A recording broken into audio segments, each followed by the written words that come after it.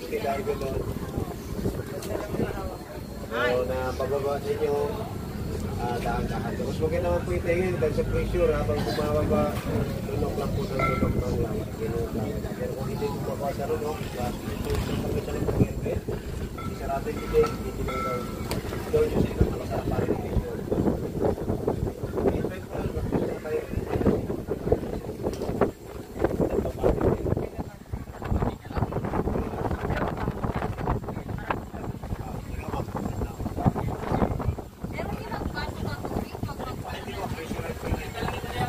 Dito lang yan, ma'am.